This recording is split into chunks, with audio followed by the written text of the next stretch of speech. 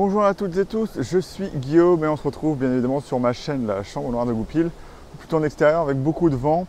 Donc là je vais voir si mon nouveau système marche, à savoir que comme vous l'avez vu, mon audio a beaucoup changé et est bien meilleur maintenant que j'utilise ce micro-cravate qui est le Rode Lav Mic Go. Ce qui est assez bizarre, c'est qu'il a plusieurs noms et il y en a un qui est une version pour téléphone, donc en TRRS, celui-là est du TRS, donc c'est en théorie le plus vieux des deux. Et donc là, comme vous voyez, j'ai mon petit chat mort que j'ai acheté. Ce qui est intéressant, c'est qu'ils le vendent par 3, sauf que le problème après, c'est qu'il faut éviter de perdre le sachet, ce que j'ai fait au final. Mais du coup, si vous avez besoin, vous en avez 2 en plus, et c'est quelque chose de plutôt intéressant. Le câble est téflonné, donc normalement, pas de problème de résistance, enfin voilà, censé être bon. Donc là j'ai une méga rallonge du coup, et ça sort de partout, et donc on va voir enfin comment donne le son sur la Pocket 2, que j'ai pas sorti depuis longtemps parce que il faisait pas forcément très beau, et surtout chez moi c'est vraiment, il y a du vent partout, donc c'est assez relou de filmer à l'extérieur. Donc c'est pour ça que je ne fais que des vidéos en intérieur, et donc maintenant on va passer au sujet d'aujourd'hui. Donc là, je me suis mis à un endroit où il y a plein de vent. Je suis vraiment dénivelé max qu'il y a dans le coin. Donc du coup, je suis un petit peu essoufflé. C'est vraiment pour tester un max que donne le micro dans ces conditions-là. Toutes mes vidéos sont là pour tester des choses, pour vous montrer comment un peu tout marche au final. Et voilà, je ne me prive pas de vous montrer tous mes tests. Aujourd'hui, j'ai mon sac Sony, mon ancien sac National Geographic, qui a vraiment très bien tenu pendant toutes ces années. Je l'ai acheté en 2013 et il est toujours là, donc c'est un gage de qualité. Après, il n'est pas trop au standard moderne. Ce que je voulais dire par contre du coup, c'est que j'espère qu'on doit entendre quand même le vent. Je sais pas si ça protège beaucoup, parce que j'entends le vent dans le micro, mais comme j'ai pas de barre de son, je suis pas capable de voir si ça sature. Il y a vraiment énormément de vent, donc si vous en entendez juste un petit peu, ce sera déjà une victoire pour moi. Donc là, je me suis mis de l'autre côté du vent. Wow, super coiffure. Et donc j'ai pris le 200-600 que j'ai acheté, et si le son est pourri, je reviendrai bien évidemment dans la chambre noire et je vous ferai une vidéo directement là-dessus. Donc là, je suis sorti pour voir si je pouvais. J'entends des oiseaux, mais je ne sais pas si je pourrais vraiment en voir ici dans la forêt. Et donc je suis quand même sorti avec le Sony et avec mon Canon R6 et le 35 mm 1.8. Voilà.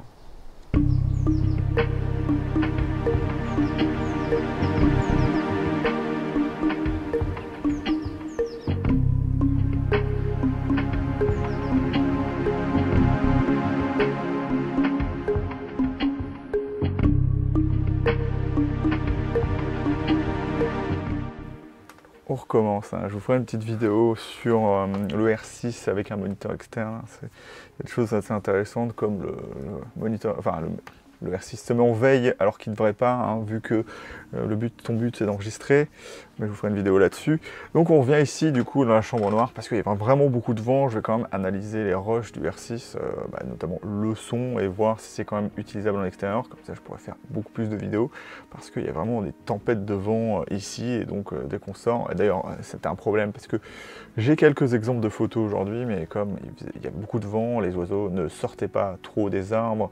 Et aucun autre animal non plus ne sortait, notamment parce qu'il y avait aussi des enfants qui criaient dans la forêt sur leur vélo. Donc voilà, je vais quand même vous montrer, faire cette preview du 200-600 après 2 utilisations. Alors pourquoi une preview si rapide? C'est parce que je vais faire un vrai test bien évidemment dessus, mais il y a déjà de grosses qualités qui sortent de prime abord après ces 2 utilisations, surtout que c'était pas forcément dans des conditions facile, et c'était surtout avec la 7.3 et l'appareil qui faisait que j'ai pas voulu acheter l'objectif avant, et au final je vais vous en parler, mais c'est pas mal du tout.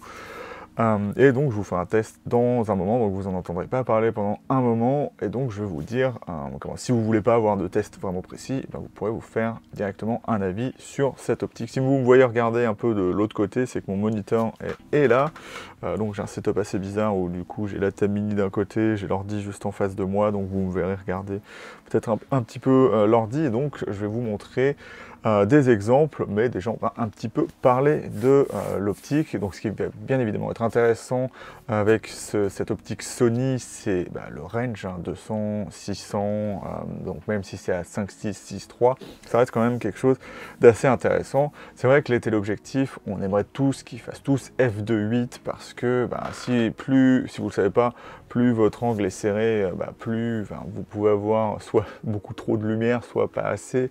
Donc si vous faites, par exemple, si vous voulez les Canon F11, c'est très intéressant pour prendre des photos de ce qu'il y a dans le ciel.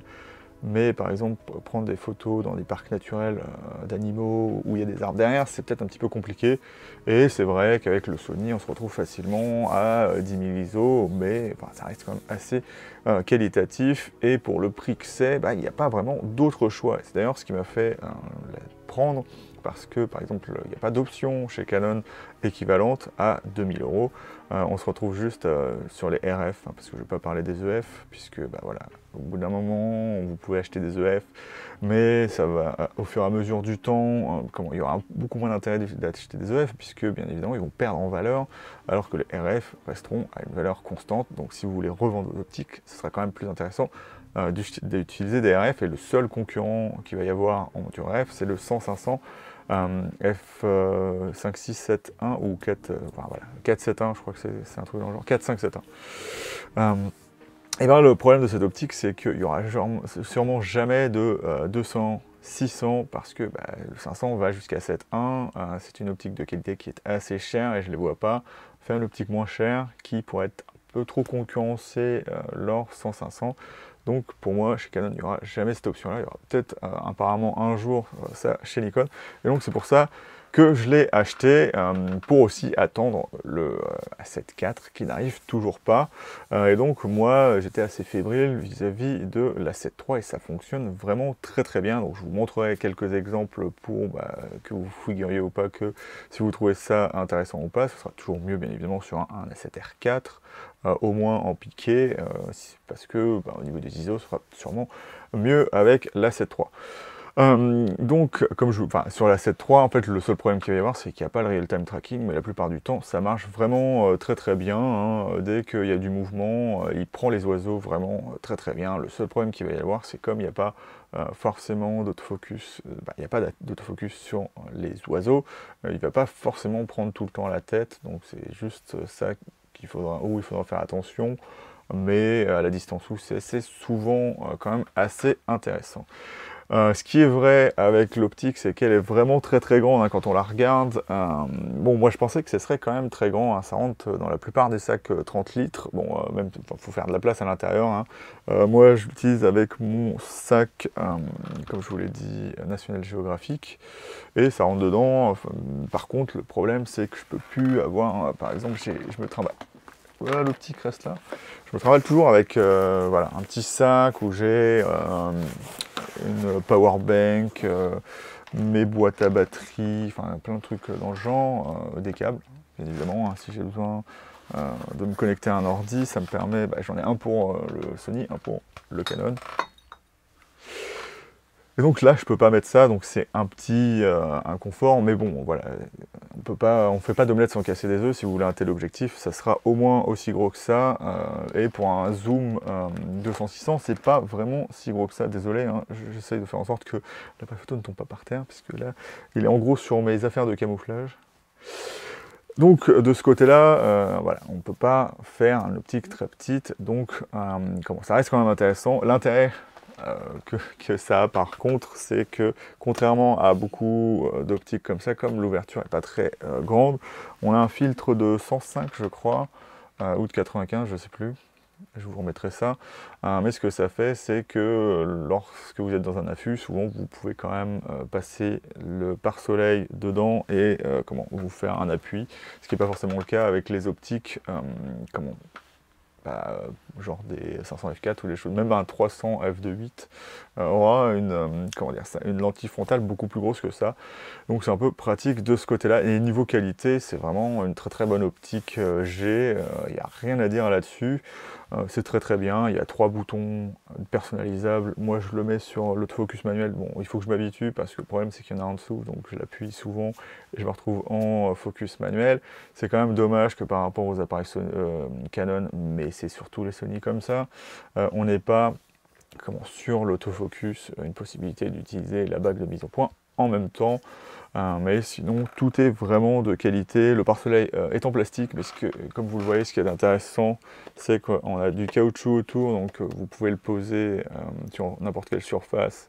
Ça abîmera légèrement le caoutchouc, mais c'est là pour ça.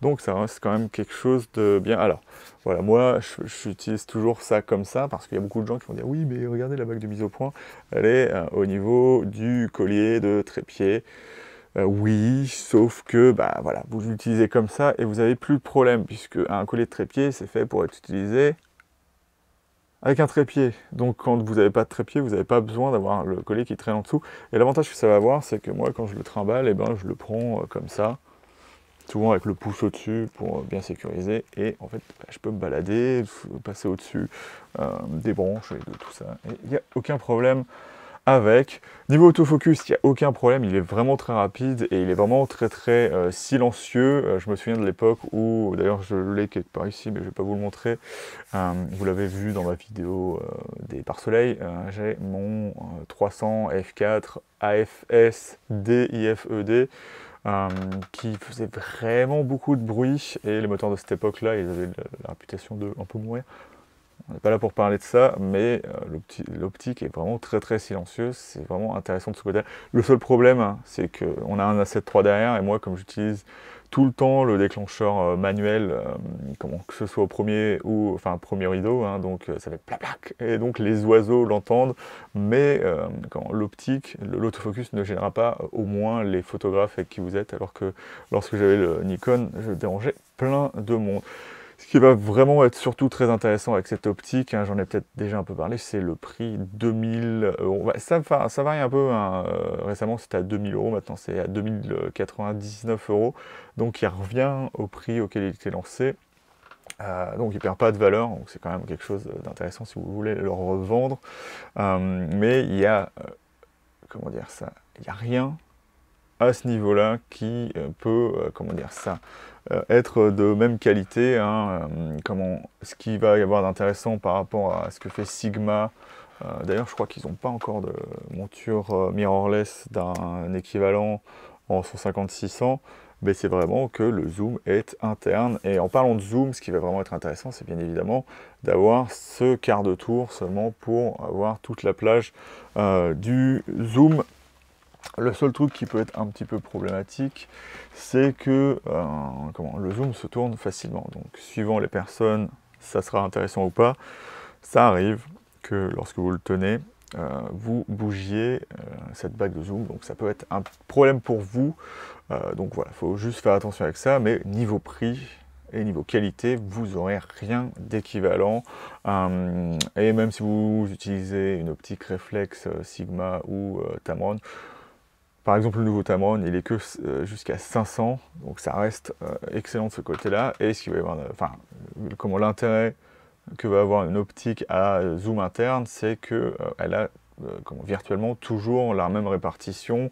Enfin, moi, je n'ai pas vu de différence en zoomant du poids, donc c'est vraiment très très bien. Donc moi, je la trouve pas très lourde, mais il faut savoir que comme je fais de la manutention, je porte des trucs beaucoup plus lourds que ça, donc ça me paraît rien, mais ça peut être quand même assez lourd. Il fait 2 kg 100, je crois, 2 kg 150.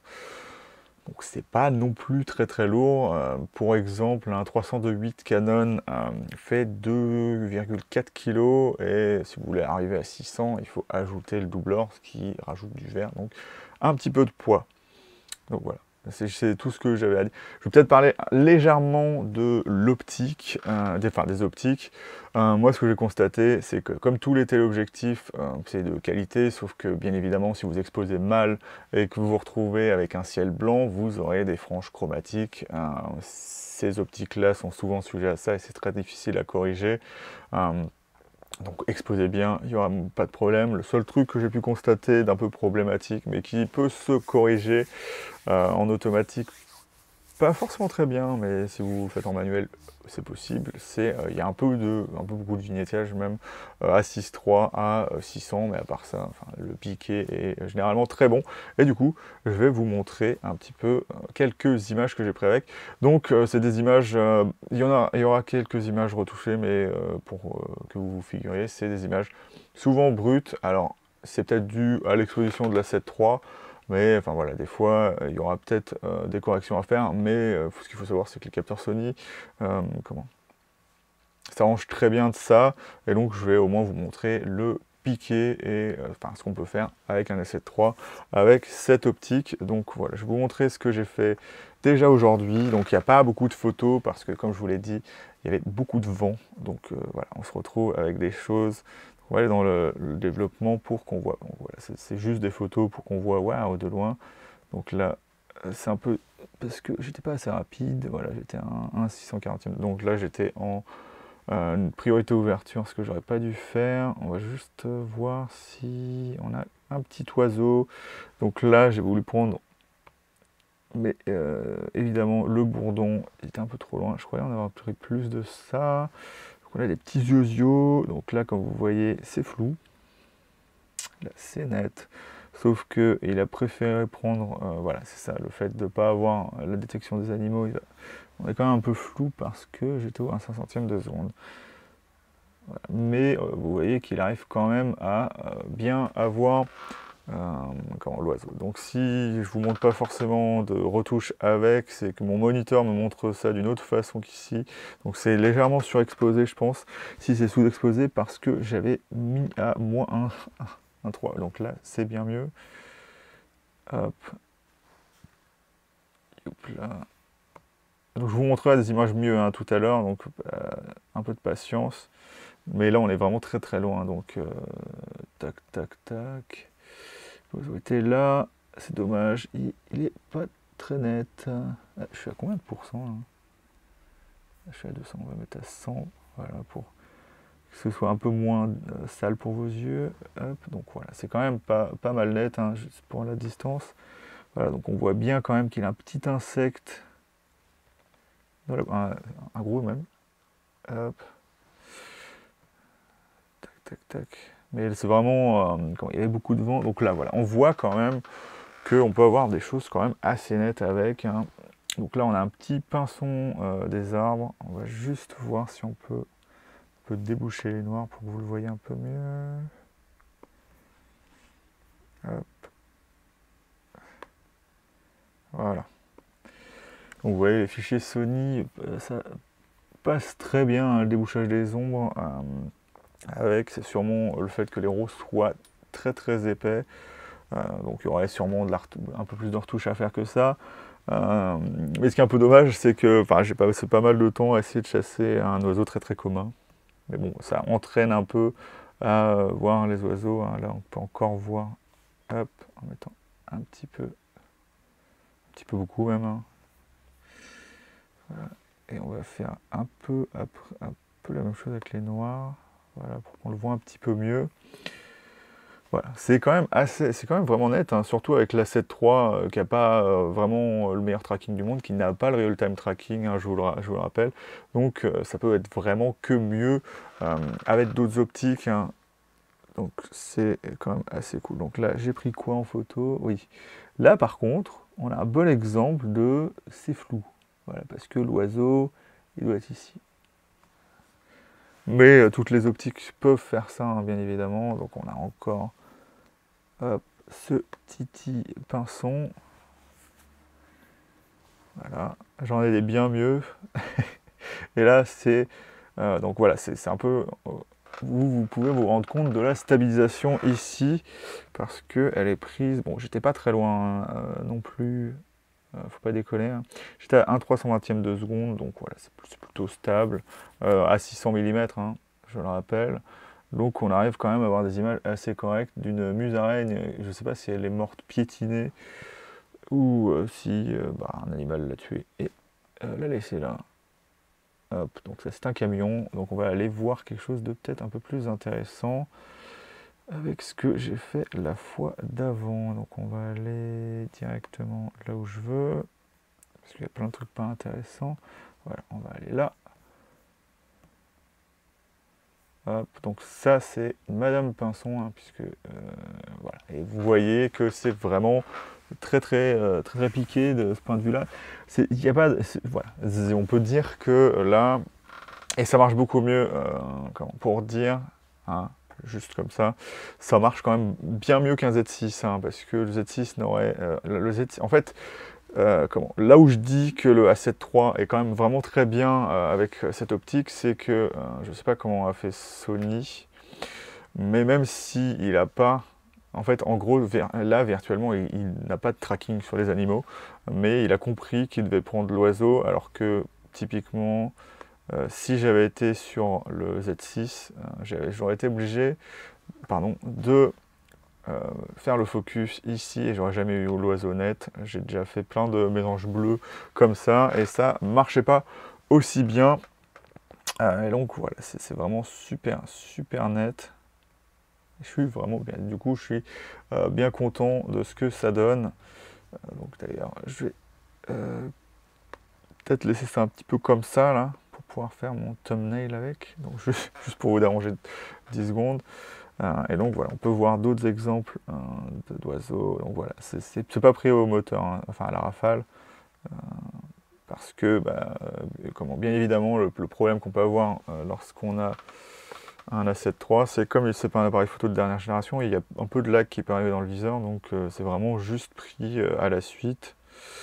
Mais bon, on les connaît ces oiseaux-là, hein, c'est dans mon jardin.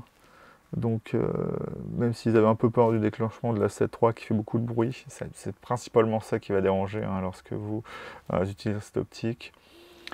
Hop. Donc voilà. Et ce que vous voyez là, hein, c'est pas un problème, c'est j'ai indiqué à Lightroom de garder le profil de l'appareil photo, donc il le recalcule au lieu de laisser les...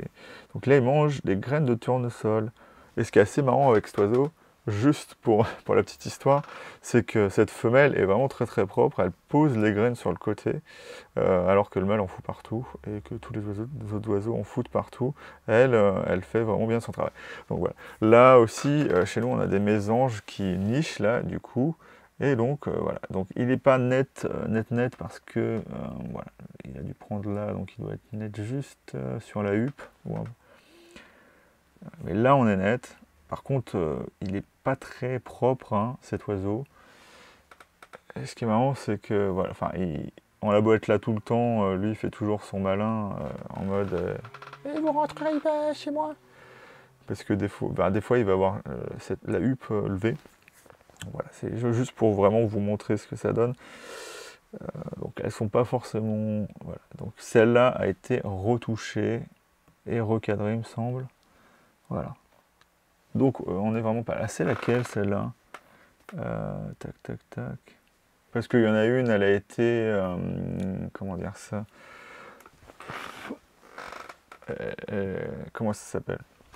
Par la multiplication Photoshop par caméra raw. Donc il y en a une qui est un peu plus nette que les autres. Voilà, celle-là je crois.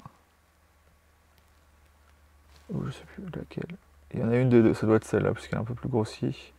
Celle-là, elle est issue de la multiplication par 4 du fichier sur Camera Raw. Donc c'est plutôt pas mal, hein, mais on gagne pas forcément beaucoup plus que si on augmente la taille des pixels. Hein, parce que c'est un peu... comment dire ça? Je suis un peu habitué à faire ça. Retailler dans les pixels. À savoir que ce que je fais moi, lorsque je recadre une photo... Si vous voulez un petit conseil, si vous voulez savoir comment je fais, lorsque je retaille une photo dans Lightroom, quand je la remets dans Photoshop, je la remets à la taille nominale de l'appareil photo, parce que si je veux les imprimer comme ça, et ben, elles font toutes la même taille.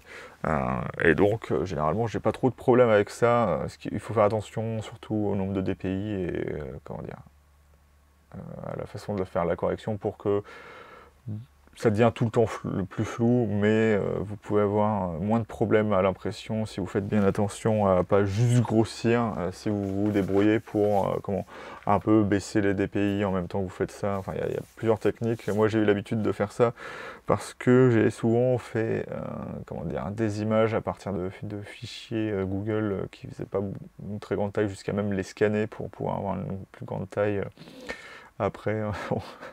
En les reprenant. Donc voilà, impression scanner. Mais là, voilà, comme il y a quand même une certaine certaine info dans les fichiers, je peux quand même relativement bien, surtout les fichiers Sony, relativement bien les grandir.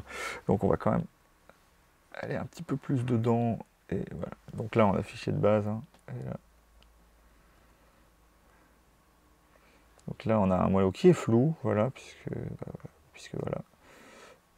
Alors voilà, ça c'est pas mal. On a la même mésange, mais qui fait son. Voilà, qui a un peu les cheveux levés là, hein, parce que elle veut se faire grosse.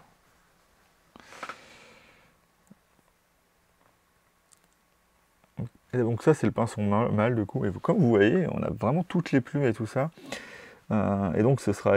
En plus on est à 5000 ISO là, hein, c'est genre. Bon, on voit quand même qu'il y a du grain, mais on voit quand même qu'il y a encore beaucoup de détails.